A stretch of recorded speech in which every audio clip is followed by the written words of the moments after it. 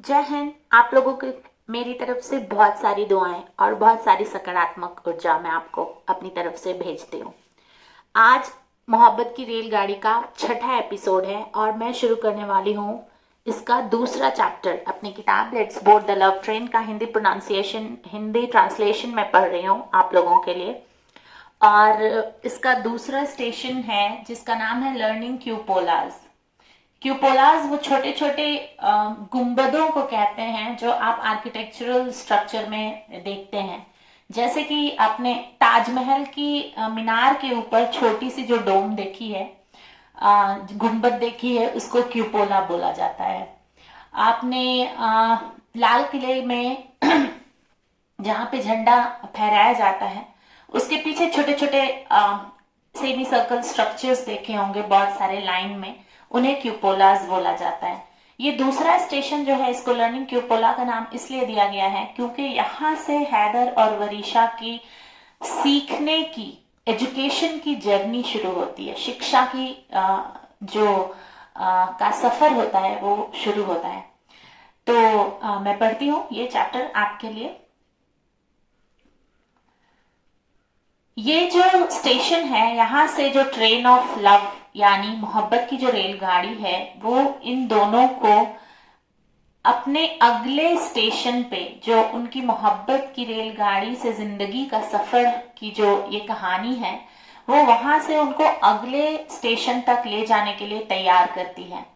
Cupola का मतलब होता है गुंबद के जैसा स्ट्रक्चर जो मीनार के ऊपर होता है और जो बहुत सारे मॉन्यूमेंट्स में आप लोगों ने देखा होगा।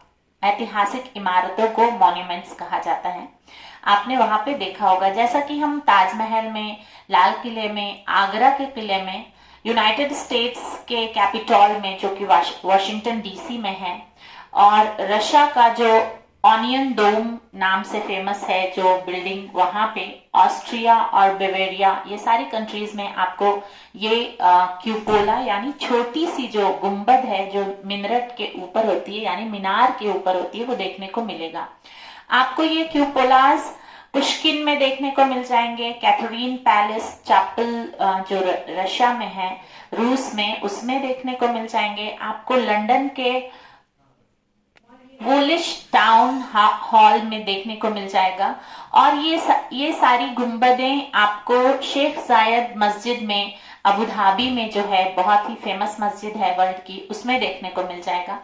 और ये नाम इस दूसरे स्टेशन को इसलिए दिया गया है क्योंकि इस जो शिक्षा की जो उनकी शिक्षा का जो उनका ये सफर रहेगा वो इनको खूबसूरत बनाएगा। ये जो कैरेक्टर्स हैं कहानी के, जो मेन मुख्य पात्र वरीशा और हैदर की पर्सनालिटी में बहुत सारे, व्यक्तित्व में बहुत सारे चमकते हुए सितारे जोड़ेगा।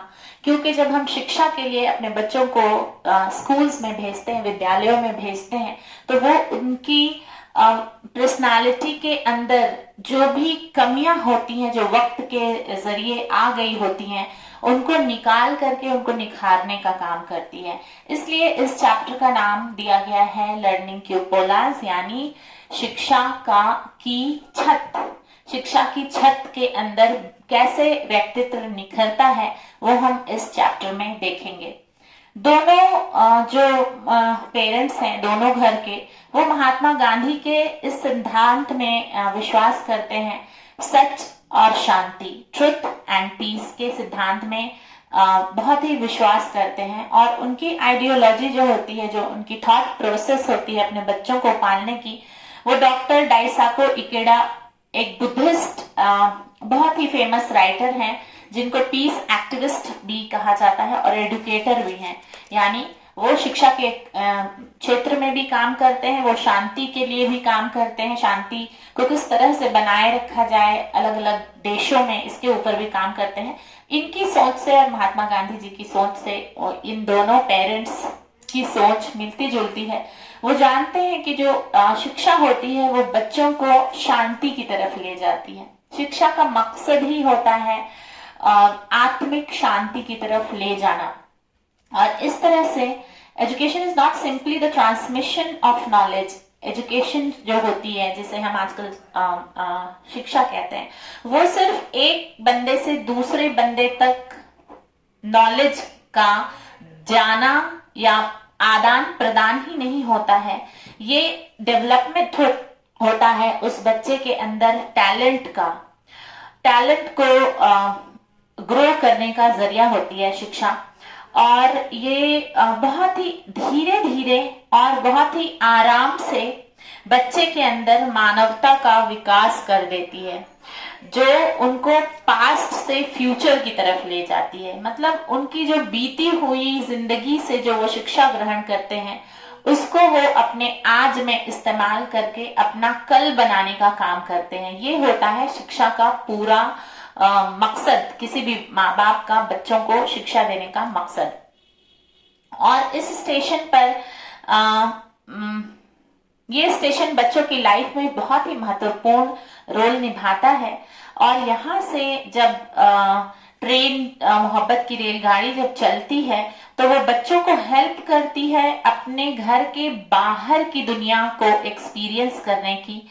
और ये सारी बातें ये दोनों घर के माँ बाप अच्छी तरह से जान रहे थे, और इसलिए वो अपने बच्चों के लिए एक ऐसे विद्यालय की खोज कर रहे थे जहां पे बच्चा शिक्षा को शांति और मानवता का जरिया समझ के ग्रहण ले। और इस तरह से उनके स्कूल को ढूंढने के पीछे कुछ मकसद है, जिसको मैंने यहाँ पे पॉइंटर्स में दिया है, सुनिएगा। जिंदगी की सच्चाई से रूबरू कराना। बहुत सारे लोगों को आप देखेंगे कि जिंदगी झूठ में ही बिता देते हैं, झूठी कहानियां गढ़ के पूरी जिंदगी बीत जाती है, लेकिन सच्चाई का जब सामना होता है तो लोग घबराने लगते हैं। तो ये इनके माँ बाप जानते थे कि जिंदगी में आज हम हैं, कल नहीं होंगे, तो सच्चाई से रूबरू होने की आदत बच्चों के अंदर शिक्षा डेवलप करती है। और उससे जब तक हम रूबरू नहीं होंगे, ना तो हम अपनी जिंदगी पे काम कर पाएंगे और ना ही अपने बच्चों को उस तरह की जिंदगी दे पाएंगे। तो पहला मकसद उनका स्कूल ढूंढने के पीछे यही था कि जिंदगी की सच्चाई से रूबरू कराया जाए। और दूसरा था correct guidance bye there teacher, मतलब ऐसे शिक्षकों का के साये में पलना जो सही उनको रास्ता दिखाए, जो उनको मिसगाइड ना करे किसी भी तरीके से। तीसरा उनका मकसद था कि equal opportunity to grow and learn मिले, यानी लड़का और लड़की में किसी भी तरह का भेदभाव ना हो। जिस तरह से वरीशा को आगे बढ़ने का मौका मिले, वैसे हैदर को भी मिले, क्योंकि कल को जाकर के इनके हाथ में इनकी जिंदगी की बागडोर आएगी, और जब बागडोर आएगी तो दोनों पे एक बराबर का जो रिस्पॉन्सिबिलिटी है वो लेने में ये बच्चे झिझकेंगे नहीं और ना ही घबराएंगे। अगर हमने इनको शिक्षा के सफर में ही डिस्क्रिमिनेट करना शुरू कर दिया, तुम लड़का हो तुम ये मत करो, तुम लड़की हो तुम ये मत करो, तो आगे चल के जब माँ बाप के रोल में वो आएंगे और उनको हर तरह का काम करना पड़ेगा, तब वो झिझकेंगे और वो कर नहीं पाएंगे अपनी ड्यूटी। इस बात को मद्देनजर रखते हुए वो स्कूल को ढूंढ रहे थे। चौथा, वो स्कूल में ये खूबी ढूंढ रहे थे कि हिंदुस्तान एक ऐसा मुल्क है जहां पे शांति की बहुत ज्यादा जरूरत होती है। क्यों?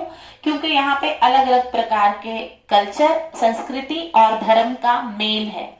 अब इतनी सारी संस्कृतियों के बीच अपनी संस्कृति की इम्पोर्टेंस को, महत्ता को बनाए रखना और दूसरी संस्कृतियों को इस तरह से इज्जत देना कि उनको समझ में आए कि हर धर्म का काम होता है मानवता को बनाए रखना। कोई भी धर्म, आप दुनिया का कोई भी धर्म पढ़ लीजिए, उसमें पूरी कहानी होगी, पूरा वाकया होगा, धार्मिक गुरुओं का लेक्चर होगा, और सब घूम फिर के एक ही रिजल्ट पे आएंगे कि धर्म का उपयोग मानवता को बनाए रखने और सब इंसानों को ऊपर वाले की बनाए हुए इंसान के जरिए ही देखने की क्षमता डेवलप करना चाहिए। ये हर धर्म का मेन मकसद होता है। रास्ता अलग अलग भले ही हो, लेकिन बात हर मजहब एक ही सिखाता है लास्ट में। तो उनको ऐसा स्कूल चाहिए था जहां पे मजहब को पीस का जरिया बनाया जाए, शांति का जरिया बनाया जाए, और बच्चों को सिखाया जाए कि किस तरह से धर्म जो होता है वो बच्चों के जीवन में शांति ला सकता है। पांचवा मकसद उनका स्कूल ढूंढने का ये था कि एक ऐसा स्कूल जहां पे बच्चे के बारे में बहुत ही ट्रू फीडबैक मिले। यानी हम जानते हैं कि बच्चा महीने दर महीने धीरे धीरे प्रोग्रेस करता है, अब उस प्रोग्रेस की एकदम सच्चा फीडबैक उनको चाहिए था। क्योंकि अगर फीडबैक में हम झूठ बोलेंगे, जैसे किसी बच्चे को लिखने नहीं आ रहा है, मान लीजिए वो क्लास 1 में आया और उसको लिखने नहीं आ रहा है, क्लास में बैठी हुई को टीचर ने बच्चे का सब कुछ लिख दिया, और फिर जब माँ बाप आते हैं पेरेंट टीचर मीटिंग में, तो टीचर ने कह दिया कि क्योंकि बच्चे के पेट में दर्द था इसलिए मैंने लिख दिया, क्योंकि बच्चा लिखना नहीं चाह रहा था इसलिए मैंने लिख दिया, क्योंकि, और साल भर यही चलता रहता है। तो क्या वो बच्चा लिखना सीखेगा? नहीं सीखेगा। तो एक ऐसा स्कूल जो सच्चाई बयान करे बच्चे के बारे में माँ बाप से, ताकि उस पे हर महीने काम किया जा सके। छठा रीजन उनका स्कूल ढूंढने का जो मकसद था वो ये था कि वह अपनी जिंदगी के डेली गोल्स को अचीव करना सीखें। डेली सुबह से लेके 24 घंटे में बच्चे के कुछ गोल्स होते हैं, जैसे सुबह उठ करके फ्रेश होना है, नाश्ता करना है, स्कूल जाना है, स्कूल में जो सिखाया गया उसको सीखने में अपना वक्त लगाना है 6 से 7 घंटे, घर आकर के उसको रिवीजन करना है, और फिर अपनी डेली रूटीन के हिसाब से खाना है, पीना है, कपड़े जगह पे रखने हैं, किताबें जगह पे रखनी। ये छोटे बच्चे की ट्रेनिंग होती है बचपन से।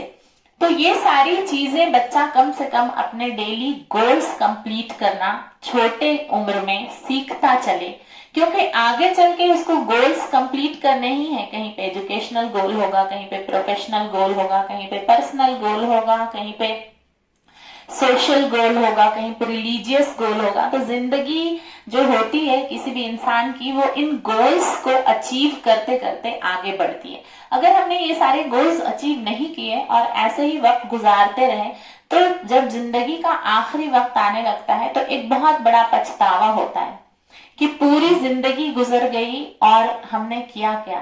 तमाम उम्र का हिसाब मांगती है जिंदगी। तो इस दौर पे बच्चा जब आए तो उसको लगे कि हाँ, हमने अपनी जिंदगी के इस साल में ये किया, इस साल में ये किया, इस साल में ये किया। तो जब रूह निकलने लगती है, जिस्म से परवाज करने लगती है, तो एक सुकून की फीलिंग आती है कि हमने, जो अल्लाह ने हमें ये जिंदगी दी थी, उसको हमने पूरा बेकार नहीं किया, उसको बहुत अच्छे अच्छे कामों में लगाया। और हर उम्र के लोग अपने अपने गोल्स खुद डिसाइड करते हैं, खुद उस पे चलते हैं और खुद उसको अचीव करते हैं। इस चीज की जानकारी बच्चे को बचपन से होनी चाहिए, और ऐसी चीजें सिखाने वाला स्कूल वो दोनों ढूंढ रहे थे। क्यों? क्योंकि परिवार में हर उम्र के लोग होते हैं, बुजुर्ग होते हैं, माँ बाप की उम्र के लोग होते हैं, बच्चों के सिबलिंग जो होते हैं, उनके भाई बहन, वो उनके आसपास के उम्र के लोग होते हैं। तो कम से कम 3 जनरेशन के को समझने की खूबी बच्चे में डेवलप हो सके, ऐसा स्कूल वो ढूंढ रहे थे। और फिर जब शिक्षा को पूरा करके बच्चे समाज में एंट्री लेते हैं, और ऐसी शिक्षा लेकर के जब एंट्री लेते हैं, तो उनको किसी तरह का कंफ्यूजन नहीं होता। उनको समझ में आता है कि जिस तरह से मेरी उम्र के लोगों को जीन्स टॉप पहनने में बहुत कंफर्टेबल लगता है, वैसे मेरी माँ की उम्र के लोगों को कुर्ता पजामा पहनने में कंफर्टेबल लगता है। मेरी दादी की उम्र के लोगों को, किसी को कॉटन, किसी को सिल्क, किसी को सिंथेटिक में आराम मिलता है। और इस तरह की छोटी छोटी चीजें अगर बच्चा स्कूल से ही सीखते हुए निकलता है, तो घर में किसी भी तरह का क्लेश नहीं होता। इस चीज को सब एक दूसरे को समझा लेते हैं और समझ जाते हैं। तो परिवार में एक बहुत ही सकारात्मक ऊर्जा का आगमन रहता है, वास रहता है जिसे हम कहते हैं, और एक दूसरे के लिए दिल में कोई खटास नहीं रहती। तो एजुकेशन का इतना बड़ा रोल होता है। और मन चंगा तो कठौती में गंगा। जब आपका दिल बहुत ही साफ शुद्ध होगा, तो गंगा स्नान आपका दिल खुद कर रहा होगा डेली। तो इस तरह से आपकी आत्मा को और आपके जीवन में शांति का वास होता है। ये चीज सिखाने के लिए माँ बाप बहुत स्ट्रगल कर रहे थे बच्चों का स्कूल ढूंढने के लिए, और फिर वो एक ऐसा कॉर्पोरेट स्कूल एजुकेशन सिस्टम ढूंढ रहे थे जो 5th जनरेशन के बच्चों को वो सारी स्किल्स, वो सारी खूबियां सिखा दे, जिससे वो अपने काम करने की जगह पे, वर्क प्लेस पे और सोसाइटी में एक कोऑपरेटिव लिंक का काम करे। वो एजुकेशन समाज और उनका प्रोफेशन, जो दो अलग अलग चीजें हैं, उनको जोड़ करके सामंजस्य स्थापना करने का जरिया बने उनका एजुकेशन। वो ऐसा स्कूल ढूंढ रहे थे। और इस तरह से देखा जाए तो अपनी नई जनरेशन को उनके ही हिसाब से, उनके जमाने के की जो बदलती हुई दुनिया है और बदलता हुआ एक्सपीरियंस है, उसके हिसाब से उनको बड़ा करना चाह रहे थे। रदिया सोशियोलॉजी डिपार्टमेंट में लेक्चरर थी और उसको इन सब चीजों का, समाज से रिलेटेड सारी चीजों का बहुत अच्छी तरह से ज्ञान था। और वो जानती थी कि जिंदगी को खुश बनाने के लिए, खुशहाल बनाने के लिए क्या क्या चीजें बच्चों को सिखानी जरूरी है। और फायजा एक काउंसलर थी, साइकोलॉजिकल काउंसलर, तो उसने, उनको इस चीज का एक्सपीरियंस था। बहुत सारे बच्चों की जिंदगी से उन्होंने बहुत सारे केसेस ऐसे हैंडल किए थे जहां पे बच्चों को अलग अलग चैलेंजेस जिंदगी में फेस करना और उन चैलेंजेस को कैसे ओवरकम करना, उन डिफिकल्टीज को कैसे पार करके आगे बढ़ना है, इसकी चीजें फायजा सिखाया करती थी बच्चों को। तो इस तरह से वो बच्चों को ये भी सिखाती थी कि किस तरह से तुम अपने जनरेशन की थॉट और अपने माँ बाप के जनरेशन की थॉट के बीच में ब्रिज बना लो। और माँ बाप की भी काउंसलिंग होती है। जब बच्चा काउंसलिंग के लिए जाता है तो माँ बाप को भी बुलाया जाता है। तो माँ बाप और बच्चे दोनों को वो सिखाया करती थी, ट्रेनिंग दिया करती थी कि किस तरह से आप दोनों अपने जनरेशन के बीच एक मोहब्बत का ब्रिज बनाइए, जिसके जरिए आप दोनों अपने अपने जमाने की अच्छाइयों को एक दूसरे के साथ शेयर कीजिए। और इस तरह से ये दोनों माएं जो थी, दोनों फैमिली के जो माँ बाप थे, उन लोगों ने बच्चों को लर्निंग क्यूपोलास यानी स्कूल, ऐसे स्कूल में दाखिल करने की जिम्मेदारी उठाई थी जहां पे बच्चा मोहब्बत, एक दूसरे की केयर करना, एक दूसरे को सपोर्ट करना और अपना जो मानसिक हेल्थ होती है, जिसे हम कहते हैं मेंटल एंड इमोशनल हेल्थ, वो भी बहुत अच्छी तरह से डेवलप हो। क्यों? क्योंकि जो हमारा शरीर होता है, जो हमारी बॉडी होती है, उसको कंट्रोल करने का काम हमारा ब्रेन करता है। और जब तक हमारा ब्रेन हेल्दी नहीं होगा, हम कुछ भी हेल्दी चीजें अपनी जिंदगी में ना तो अडॉप्ट कर पाएंगे और ना ही उसकी इंपॉर्टेंस को समझ पाएंगे। हम कहीं पे अटके रहेंगे जहां से हम आगे बढ़ेंगे ही नहीं।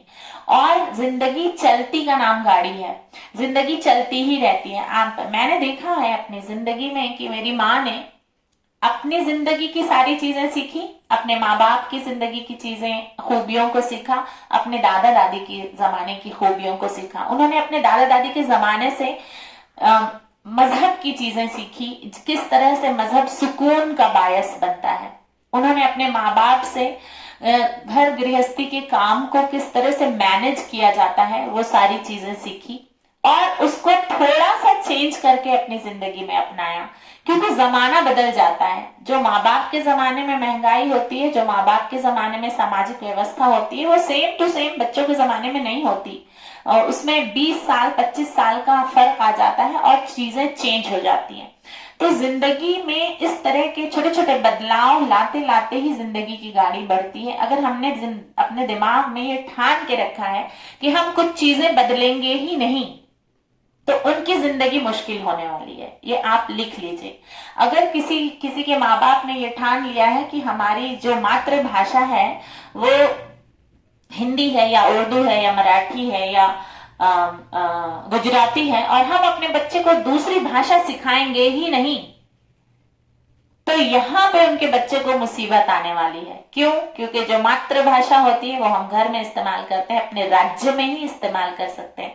अगर कोई एक गुजराती बच्चा अपने जॉब के सिलसिले में हैदराबाद जाएगा, कर्नाटक जाएगा, केरला जाएगा और उसने दूसरी भाषा सीखी ही नहीं होगी, तो क्या उसको उसके जाती जिंदगी में परेशानी नहीं होगी? जब वो घर के बाहर निकल के रेस्टोरेंट में कुछ चीजें मांगने जाएगा गुजराती में, तो क्या वहां के लोगों को गुजराती भाषा आ रही होगी? नहीं आ रही होगी। तो अगर हिंदुस्तान में हमें रहना है, हमें भारत जैसे देश में रहना है जहां पे हर थोड़े थोड़े देर दूरी पे स्टेट बदल जाता है, राज्य बदल जाती है, राज्य की भाषा बदल जाती है, राज्य का कल्चर बदल जाता है, तो हमारा जो ब्रेन है वो सुपर एडजस्टमेंट वाला और सुपर प्रोग्रेसिव होना चाहिए। अगर शांति सुकून के साथ और बड़े प्यार से आप यहाँ पे जिंदगी बिताना चाहते हैं, तो अगर आपने दृढ़ निश्चय कर लिया है कि हम नहीं बदलेंगे, मेरे लिए जमाना बदलेगा, फिर आप अकेले रह जाएंगे, इसकी 100% गारंटी है। आगे बढ़ती हूँ। वरिशा के जो माँ बाप होते हैं वो उसकी स्टडीज के बारे में और करियर के बारे में हमेशा उससे डिस्कस करते रहते हैं। वो देखते रहते हैं कि वरिशा हमेशा डॉक्टर सेट से खेलती रहती है और डॉक्टर बनने का फ्री टाइम में वो प्ले करती रहती है, इनैक्ट करती रहती है, एक्टिंग करती रहती है डॉक्टर सेट ले करके। जब वो बीमार होते हैं तो वो बड़े शौक से मेडिसिन देने का, दवा देने की ड्यूटी खुद ले लेती है और टाइम टू टाइम दवा देती है अपने माँ बाप को। और इन सारे बिहेवियर को देख करके उसके अंदर डॉक्टर बनने की खूबियां माँ बाप को दिखती हैं। लेकिन वो लोग बहुत ही साबिर पेरेंट थे, बहुत ही सब्र करने वाले माँ बाप थे। वो जानते थे कि ये सब चीजें वरिशा के मुंह से आने देना चाहिए। कोई जरूरी नहीं है कि अगर कोई बच्चा बचपन में डॉक्टर सेट से खेल रहा है तो वो बड़ा होकर साइंटिस्ट ना बन जाए। कोई जरूरी नहीं है कि जो बच्चा बचपन में बहुत साइंस में इंटरेस्ट ले रहा है वो बड़ा होकर के मैथमेटिशियन ना बन जाए। तो अलग अलग तरह का करियर बच्चे बड़े होकर चुन लेते हैं। तो ये माँ बाप जो होते हैं बहुत साबिर होते हैं, वो इंतजार करते हैं कि ये वरिशा के मुंह से आने दें कि मुझे ये चीज बनना है, ये बनना है बड़े होकर के। और वो अपनी इस अंडरस्टैंडिंग को कि वरिशा डॉक्टर बनना चाहती है उसके ऊपर थोपना नहीं चाहते थे। वो जान रहे थे कि ऐसा ऑब्जर्वेशन होने से ऐसा होता है, लेकिन वो ये एज ए पेरेंट ये भी जान रहे थे, क्योंकि उन्होंने अपने जनरेशन में भी देखा होगा इंसानों को इस तरह से बदलते हुए। तो वो ये भी जान रहे थे कि कभी कभी बच्चे की ख्वाहिश कुछ बनने की होती है, कभी कुछ बनने की होती है, कभी कुछ बनने की होती है, और ये तब तक फर्म डिटर्मिनेशन नहीं होता जब तक बच्चा डिसीजन मेकिंग स्किल सीख ना ले। और छोटा सा बच्चा, 6 साल का बच्चा, इतने बड़े बड़े डिसीजन मेकिंग स्किल नहीं सीख रहा होता है। वो सिर्फ अपने आसपास के लोगों को देख करके उन खूबियों को एक्टिंग करने की कोशिश कर रहा होता है।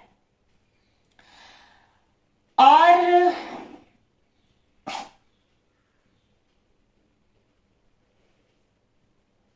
वो इस बात को कि वो डॉक्टर बनना चाहती है कि नहीं उसके सामने कहते भी नहीं है, बस वो जिस तरह से बिहेव करती है उसको वो एंजॉय करते रहते हैं उस मोमेंट को।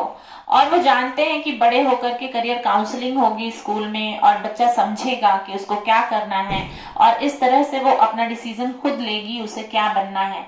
ऐसा ना हो कि अगर मैं बचपन से ही कहने लगूं कि तुम्हें तो डॉक्टर बनना है, तुम्हें तो डॉक्टर बनना है, तो उसके करियर चूज करने के अधिकार पे हमारा कंट्रोल ना हो जाए। इस बात से ये दोनों माएं डरती थी और इसलिए उसको कुछ बोला नहीं करती थी कि तुम ये बनना चाहती हो। बचपन से ही वो उसे खुल करके जीने देना चाहते थे, तब तक जब तक कि ये डिसीजन वरिशा के मुंह से खुद ना आ जाए और वरिशा अपने करियर की खुद इंचार्ज ना बन जाए। और इस तरह से इन दोनों ने अपने बच्चों को बहुत ही अच्छे स्कूल में डाला। वरिशा की माँ ने उसको IIT किड्स प्री स्कूल में डाला और हैदर के माँ बाप ने उसे नेस्टलिंग स्कूल में डाला। जब उनका एडमिशन हो गया तो उन लोगों ने अपने बच्चों में बहुत ही रिमार्केबल, बहुत ही नोटिसेबल चेंज देखा। और ये चेंज क्या देखा, छोटी छोटी चीजों को उनके ऑब्जर्व करते हुए माँ बाप ने देखा कि बच्चा अपने स्कूल के पीयर ग्रुप से भी बहुत सारी चीजें सीखना शुरू कर रहा है। जब तक माँ बाप के हाथ में होता है वो माँ बाप को देख के कॉपी कर रहा होता है। जब वो स्कूल जाता है उसके पीयर्स होते हैं, उसके उम्र के लोग होते हैं, तो उसकी सोच वहां से बदलनी शुरू होती है। और ये बदलाव को एक्सेप्ट करने का जिम्मा माँ बाप के अंदर होता है। क्यों? क्योंकि कोई भी बच्चा अपने माँ बाप की कॉपी नहीं होता। ये एक सच है जिसे हर साइकोलॉजी पढ़े हुए माँ बाप, सोशियोलॉजी पढ़े हुए माँ बाप और जो समझदार माँ बाप होते हैं वो एक्सेप्ट कर लेते हैं बड़ी आसानी से कि ये इस बच्चे के अंदर पूरा मेरी खूबी नहीं है, और वो ऑब्जर्वेशन स्किल के जरिए समझ जाया करते हैं। तो ये छठा एपिसोड मैं यहीं पे खत्म करूंगी और आपसे रिक्वेस्ट करूंगी कि अगर आप कभी अपने बच्चे के अंदर बहुत ही छोटी उम्र में 6 साल में 7 साल में कुछ इस तरह की इंस्टिंक्ट देखें, इस तरह की चीजें देखें, इंटरेस्ट देखें कि बच्चा मेरा इस चीज की तरफ रुझान कर रहा है, तो उसको बोलना ना शुरू कर दें हमेशा। हो सकता है बच्चा आगे चल के कुछ और बनना चाहता हो और माँ बाप के लगातार बोलने से उसके ऊपर एक ऐसा साइकोलॉजिकल प्रेशर बन जाए कि उसे लगे कि हाँ मैं यही बनना चाहता हूँ, और जब वो बन जाए और कुछ साल उसमें जब जॉब कर ले तो उसे रियलाइज हो कि नहीं मैं तो ये बनना ही नहीं चाहता था, मेरे माँ बाप कंटिन्यूअसली इस बात को बोलते गए इसलिए मुझे लग गया कि मैं ये बनना चाहता हूँ, और फिर वहां पे बच्चे का नुकसान हो जाएगा। और जहां तक मैं जानती हूँ कोई भी मोहब्बत करने वाला माँ बाप अपने बच्चे का नुकसान करना नहीं चाहता है, वो उसका टारगेट होता है कि अपने बच्चे को बढ़ने में और ग्रो करने में सपोर्ट करे। इस बात का ध्यान रखिए। और listening is the first step towards learning. मैं हमेशा बच्चों को बताती हूँ आप जो चीज सुनते जाएंगे लगातार वो चीज आपको याद होती जाएगी, और याद होने के बाद वो आपके बिहेवियर में ऑटोमेटिकली आती जाएगी, क्योंकि हम फिर करते भी जाते हैं वो चीजें। तो कुछ ऐसी बातें अपने बच्चों के आसपास ना बोलें हमेशा जिससे बच्चा ना चाह कर भी उस हैबिट को अपना ले। अगर कोई हैबिट आप अपने बच्चों में से छुड़ाना चाहते हैं तो उस चीज को बोलना वहीं पे बंद कर दें। देखिए कुछ दिनों में ही ये हैबिट बच्चे के अंदर से खत्म हो जाएगी, और जो हैबिट आप सिखाना चाहते हैं उसको ही बोलना शुरू करें। और ये भी देखें कि क्या उस हैबिट का उस बच्चे की जिंदगी में कुछ इंपॉर्टेंस है। ऐसा ना हो कि हम अपने बच्चों को कुछ ऐसी आदतें सिखा दें जो उसके नेचर के ऑपोजिट हो, तो कहीं ना कहीं हम ही रिस्पॉन्सिबल होंगे उसके गलत तरीके से ग्रोथ के लिए। तो इन सब चीजों से बचना है हमें। मैं बचने की कोशिश करती हूँ, आपको भी बताती हूँ। और फिर जुड़े रहिए मुझसे मेरे चैनल पे इंडिया रॉक्स 2023 अपने बच्चों को समझने के लिए, उनको उनके हिसाब की जिंदगी जीने देने के लिए। तब तक मेरी बहुत सारी दुआएं आपके साथ हैं। जीते रहिए, खुश रहिए, आबाद रहिए। जय हिंद।